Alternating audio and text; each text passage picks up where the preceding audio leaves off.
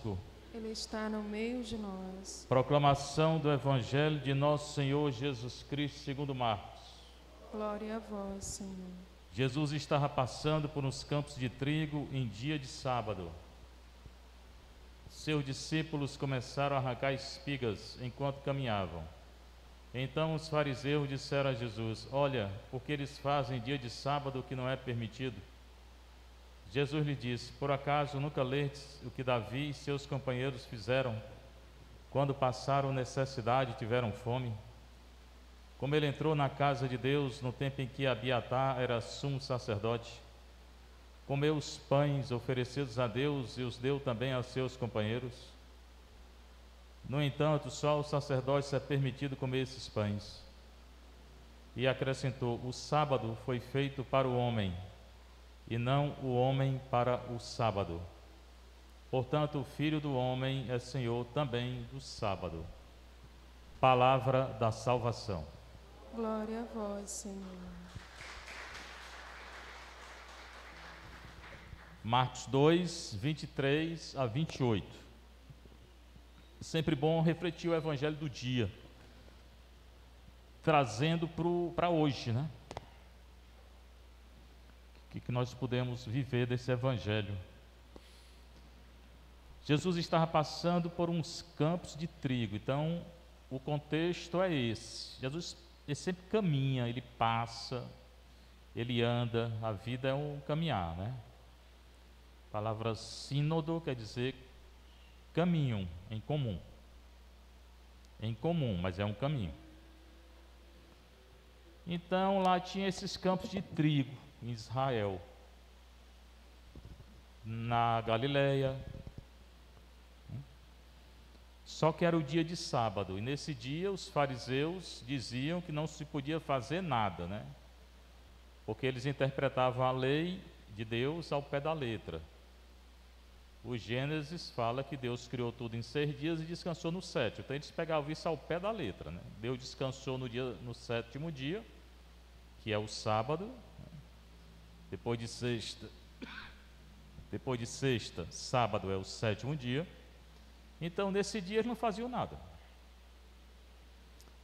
Tinha um sentido positivo, que era reverenciar a Deus. Mas será que Deus está querendo que nesse dia não se faça nada? Até hoje em Jerusalém tem os descendentes desses fariseus que eles têm um quarteirão lá. Não pode nem guiar carro no dia de sábado. Se entrar com um carro lá, eles apedrejam. Ele diz que é uma obra. Não pode fazer nada nesse dia. Tinha também a questão da hipocrisia deles. Eles diziam que não podia fazer nada, mas se um animal deles caísse num poço, eles tiravam. Não podia tirar. Se caía no poço, não podia fazer nada. Então era uma coisa muito confusa. Mas até hoje tem gente que segue essa lei aqui e não faz nada no dia de sábado. Para nós não é mais o sábado, é o domingo. E não é não fazer nada, é rezar mais, é não pecar, né? Porque o domingo as pessoas católicas, né, elas tiram para passar o dia na praia, não sei o que, não sei o que, não sei o que. Aí de noite vai para a missa cansado, bocejando, com sono. Não é para isso não, domingo. Domingo é para repousar e ficar no Senhor. Você pode ter um lazer, mas não passar o dia todo se cansando. Vai cumprir o preceito no domingo, quando cumpre, lá no final todo cansado. O domingo não é para isso não. É um dia de repouso e oração, a consagrar o Senhor. Repouso também, mas são poucos que fazem, né? Como eu falei hoje, né, tá difícil. Pois bem, nesse dia de sábado, os discípulos de Jesus começaram a arrancar espigas. Foi dito no versículo anterior que ele passava por uns campos de trigo. Então começaram a colher os trigos. E os fariseus diziam que não podia colher. Enquanto caminhavam. Aí os fariseus disseram a Jesus: olha o que os teus discípulos estão fazendo. Eles estão fazendo dia de sábado que não é permitido, é proibido. Eles queriam ensinar Nosso Senhor, mas quem é fariseu para ensinar Nosso Senhor? Hoje tem gente também, né, querendo ensinar Nosso Senhor, querendo mudar as coisas que Nosso Senhor ensinou. Olha, porque eles fazem dia de sábado que não é permitido. Jesus respondeu, Jesus não fica calado não. E vocês? Quer dizer que não pode fazer nada no dia de sábado, não? Não, pois bem. E o que é que fez Davi? Você não conhece a lei? O Davi e os companheiros dele, Davi vivia em bando, ele era, né, tinha uma gangue, né? Vivia em bando, Davi, né? Os companheiros de Davi, quando eles tiveram necessidade, passaram fome, o que eles fizeram? Você nunca leram, não? Leia a história de Davi, está lá em Samuel e Reis. É bom ler, né? Primeiro e segundo Samuel, primeiro e segundo Reis. Primeiro e segundo Samuel, início de Reis. Davi entrou na casa de Deus, não podia entrar, ele não era sacerdote, só o sacerdote podia entrar. No tempo em que Abiatar era sumo sacerdote, comeu os pães oferecidos a Deus, não podia comer, só o sacerdote, e os deu também aos seus companheiros. Então, se Davi, que é o grande rei de vocês, ele fez o que não podia fazer,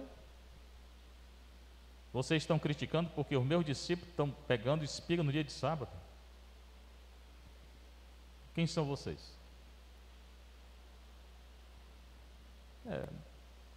As pessoas, quando vão reprovar Nosso Senhor, aí recebe, né? Quer ser mais do que é, quer entender mais do que entende. No entanto, só aos sacerdotes é permitido comer esses pães. Davi comeu e não era sacerdote, e é o rei de vocês. E aí? Aí calou os fariseus. Volta, Senhor, e cala muita gente hoje na igreja, que estão dizendo muita besteira. E acrescentou: o sábado foi feito para o homem, e não o homem para o sábado. Nenhuma instituição humana, que eu estou dizendo, é maior do que o homem. Nenhuma. Nenhuma lei humana, de nenhum juiz humano, é maior do que o homem. Jesus está dizendo. Lei divina é, lei humana não. Mas hoje estão fazendo leis humanas aí contra a lei de Deus. Lei humana não obriga ninguém não, que obriga a lei de Deus.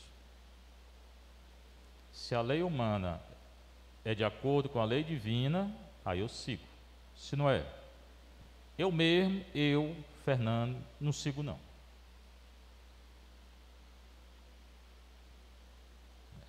E João Batista, como eu falei, domingo também não seguia não. Portanto, o Filho do Homem, que é ele, Daniel 7, 13, 14, é Senhor também do sábado. Jesus disse para eles: eu sou Senhor do sábado, eu sou Senhor de tudo, sou eu que faço a lei, não é vocês não. E agora o dia do repouso não é o sábado, é o domingo. Jesus enfrentou os fariseus, coisa que a maioria de nós não tem coragem de fazer. Quem eram esses fariseus? Os doutores da época. Consequência, esses fariseus condenaram Nosso Senhor. Morreu 3 anos depois. E daí? João Batista também morreu. Mas hoje a maioria dos cristãos se acovarda. Não tem coragem de dizer o que é certo. A maioria é assim. Nosso Senhor não era assim, ele dizia. Ele enfrentou as autoridades da época, ele mudou toda a lei. A lei agora sou eu, disse ele. E o único que tem autoridade de interpretar a lei é Nosso Senhor mesmo. Hoje tem gente dentro da igreja querendo mudar a lei que Nosso Senhor criou. Você vê o que está acontecendo hoje na igreja, né? ordenação de mulher, bênção de casal homossexual. Não é casal, duas pessoas homossexuais, não é casal. Dentro da igreja, a favor de eutanásia, a favor de aborto, legalização da droga, até padre aí querendo legalizar, né? Dentro da igreja, né? Querendo mudar o que Nosso Senhor mandou. Quem mudar o que Nosso Senhor mandou, quem mudar o que Nosso Senhor mandou, no céu não entra. Você pode entrar no outro canto, no céu, enquanto não for purificado, não entra. Ainda bem que tem um purgatório, né? Senão não ia ninguém não hoje. Ou ia pouquíssima gente. A leitura da carta aos Hebreus 6, 10 a 20. Muito importante essa carta. Não foi Paulo que escreveu, mas é inspirada. Deus não é injusto, é mesmo não. Isso é uma das coisas que me deixa muito feliz, porque Deus não é injusto. O homem é injusto.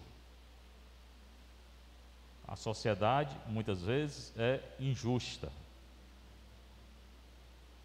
Os que governam, muitos que estão na frente, muitas vezes são injustos. Mas Deus não é injusto.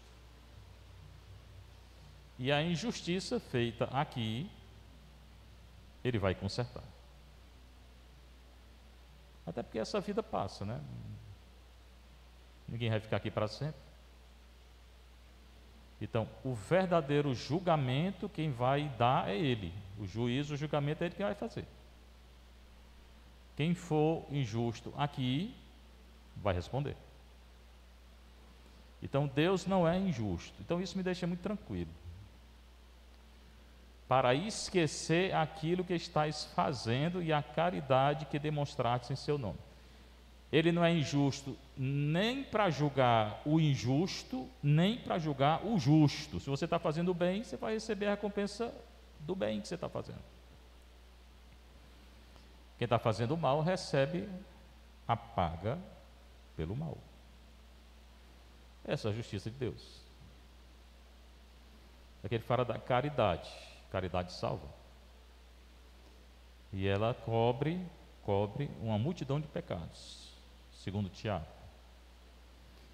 O que é a caridade que eles demonstraram, né? O destinatário da carta aos Hebreus, que eles demonstraram, qual é a caridade? Servindo, é o serviço aos santos. Quem eram os santos? As pessoas da comunidade. Então, a caridade é serviço, que no verbo grego é diaconia. Diácono. Diácono é o que serve.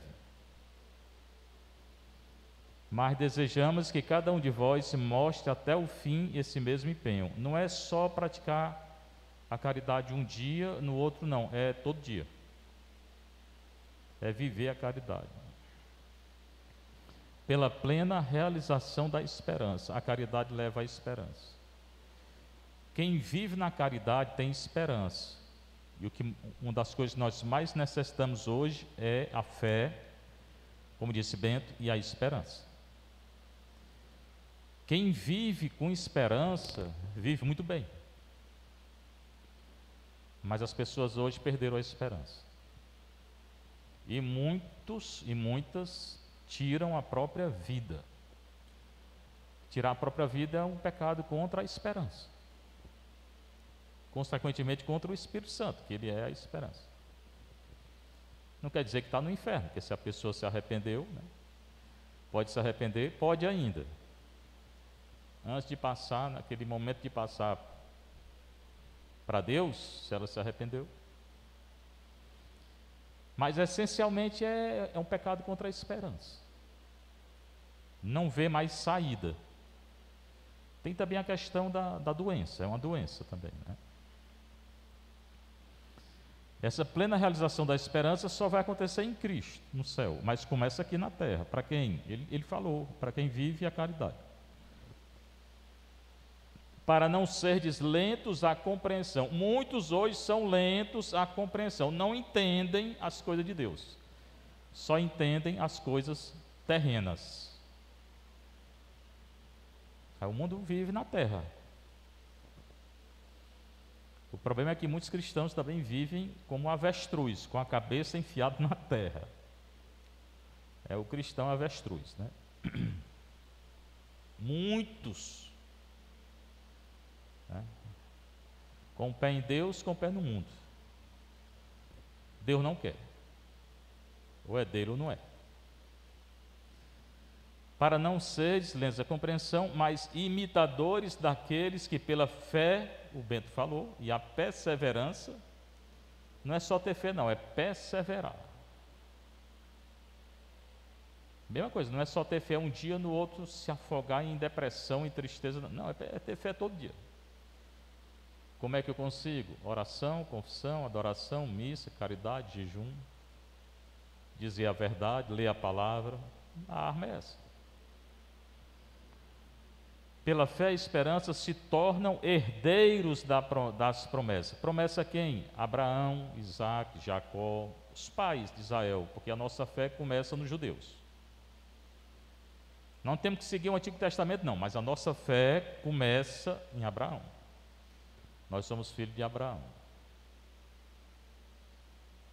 Tá aí a importância do Antigo Testamento. Não tenho uma revelação completa, mas isso é importante para entender o novo. E a herança, ele fala herdeiros da promessa. Herdeiro de quê? A promessa principalmente é a ressurreição. A promessa feita a Abraão foi de uma descendência. Nós somos descendentes dele. A promessa que Cristo, que também é descendente dele, nos fez, foi a ressurreição.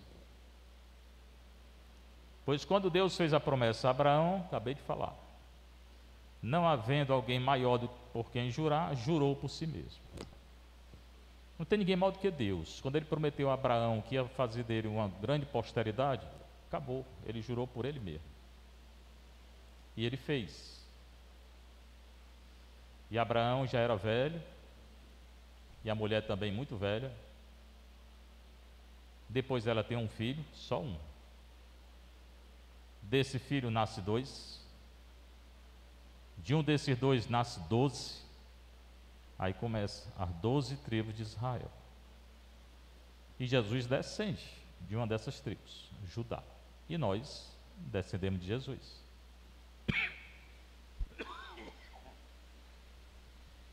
Pela fé. Nós não nascemos judeu. Eu pelo menos não sou judeu, mas pela fé sim. Eu descendo de Jesus, pela fé. E como essa tosse não acaba, está chegando meu dia de me encontrar com Ele.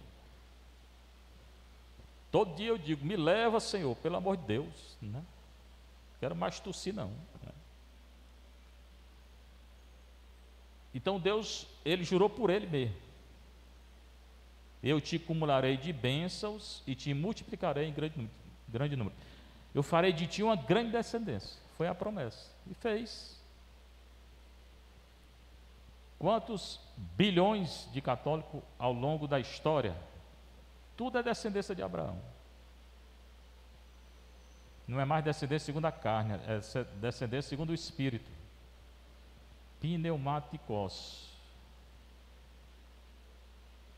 Não psicos, no grego. É descendência no Espírito. No meu livro tem. E assim Abraão foi perseverante. Abraão, ele acreditou. Embora acreditou mais ou menos, né? Ele acabou pegando a escrava dele, pensando que Deus não ia dar um filho com Sara, né? E dessa escrava nasceu Ismael e nasceram os árabes. Ao menos eles dizem que são descendentes de Ismael. E de Isaac, Esaú e Jacó. Esaú dá origem a outros povos, Jacó ao povo de Israel.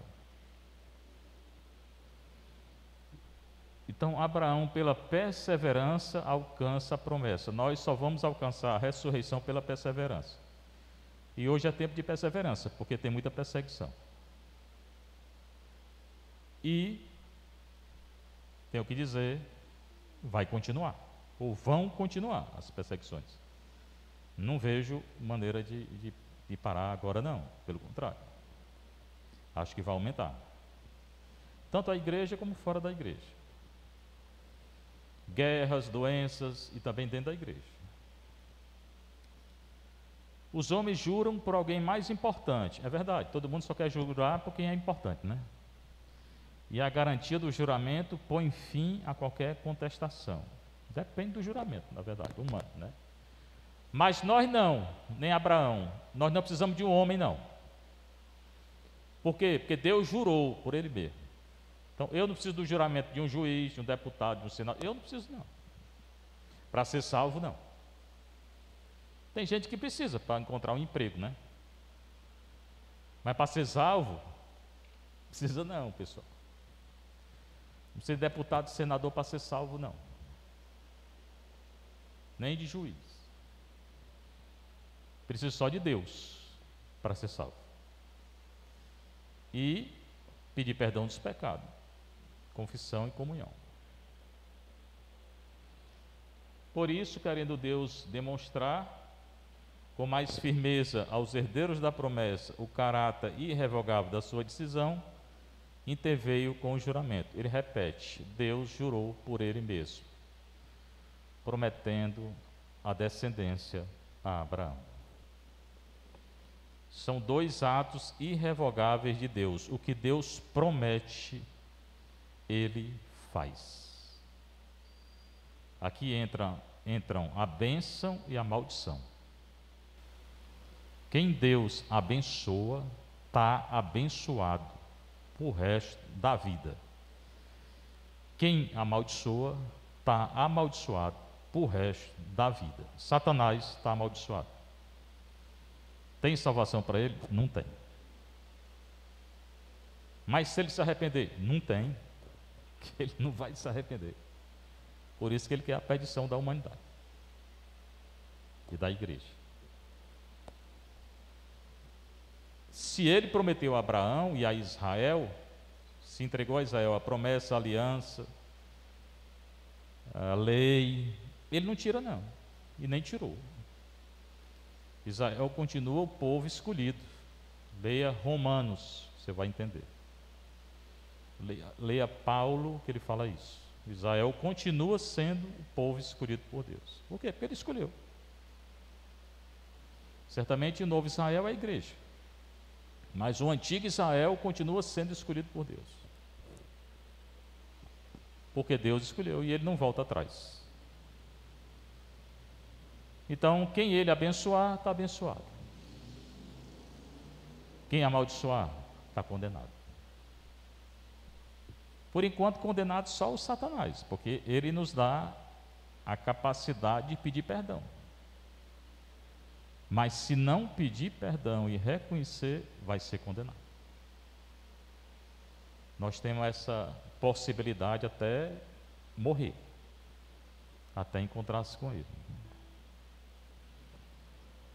Nos quais não pode haver mentira por parte de Deus. Deus não mente. Quem mente é o Satanás. Está lá em João. Ele é o pai da mentira. Encontramos profunda consolação. Esse juramento, essa promessa de Deus, feita a Abraão, que chegou até nós, deve nos dar e nos dá uma profunda consolação. Ou seja, nós vamos ser salvos em Cristo, se mantiver a fé, a perseverança, se pedir perdão, né? Se comungar, praticar o bem, a caridade, se fizer o que ele está dizendo. Nós que tudo deixamos, se é que deixamos, para conseguir a esperança proposta. Por isso que a gente tem que deixar tudo. Eu falei várias vezes aqui. Não se apegar a nada, nem a ninguém, porque tudo vai passar, tudo. A vida, a morte, tudo aqui vai passar. A gente fica com uns apegozinhos. Para quê? A morte é o maior desapego que existe. Porque você vai levar o quê? Depois não vai levar nada. Na hora da morte você vai levar o quê? Nada. É o que você fez, de bom e de mal.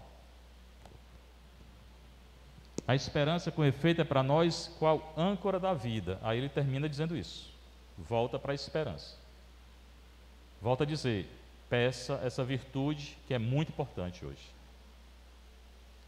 Muitas cidades na Europa, os jovens estão se matando porque não tem esperança. E no Brasil chegou também. Âncora segura e firme. Sabe o que é âncora, né? Inclusive aqueles navios bem grandes, tem umas âncoras enormes, pesadíssimas, de 1000 toneladas, né? Para parar o navio. Fazer o navio firme. Penetrando para além da cortina do santuário. Aquela âncora penetra no mar. Essa aqui, que é a esperança, ela penetra além da cortina do santuário. Que santuário é esse? Templo de Jerusalém. Tinha uma cortina lá, só podia penetrar dentro da cortina o sumo sacerdote. Mais ninguém. Como se fosse uma sacristia aqui, né? Ninguém podia entrar, só o padre. Pois bem, é mais do que isso. Lá era só uma cortina, ninguém podia entrar, só o sumo sacerdote. Jesus entrou quando? Morreu. Porque ele é o sumo sacerdote. Então, no templo de Jerusalém tinha o Santo dos Santos, onde tinha a Arca da Aliança e as tábuas da lei. Só entrava ali quem? O sumo sacerdote, uma vez por ano. Quem entrava? Morria. Pois a esperança faz a gente entrar com Cristo. E ele entrou quando morreu, porque ele rasgou o véu do santuário. Se vocês lerem Mateus, na hora que Jesus morre, está lá escrito: o véu do santuário se rasgou. Esse santuário aqui, do Antigo Testamento, do Templo de Jerusalém. E Jesus penetrou no Santo dos Santos, porque ele é o sumo sacerdote. Vai dizer que ele é o sumo sacerdote. E é o que acaba dizendo no versículo 20. É onde Jesus entrou por nós. Ele entrou como precursor, entrou antes de nós. E simboliza também o quê? O céu. Ele fez uma nova aliança, rasgando a cortina lá do santuário, penetrando e nos levando para o céu. Feito sumo sacerdote eterno na ordem de Melquisedeque. Ele não era da tribo sacerdotal, mas é o sumo sacerdote. Por quê? Porque é Deus, é tudo. Sacerdote, profeta, rei, tudo. Então ele penetra na cortina só o sumo sacerdote podia entrar no Santo dos Santos. Com a morte dele, nos faz penetrar também e nos leva para o céu. Porque, aliás, o sumo sacerdócio, que é ele, aquela cortina daquele templo, é o céu, é a Nova Jerusalém hoje. Onde Jesus entrou por nós como precursor, feito sumo sacerdote eterno, ele é eterno, na ordem de Melquisedeque. O que eu estou dizendo aqui é muito profundo, eu sei, mas você vai ter que ler essa leitura várias vezes para começar a entender. Eu sei que não entende de uma hora para outra, não. Eu não entendi de uma hora para outra, né? Tive que ler várias vezes a Bíblia todinha para começar a querer entender. E depois comecei a ler as línguas em que ela foi escrita e li na língua em que foi escrita. Senão não entende, não. Mas peça o dom do discernimento, fique lendo, relendo, né? A Bíblia, ela tem um poder de se auto-revelar. Aos poucos, não é de uma hora para outra, não. Seja louvado nosso Senhor Jesus Cristo. Para sempre seja louvado em vossa mãe, Maria Santíssima.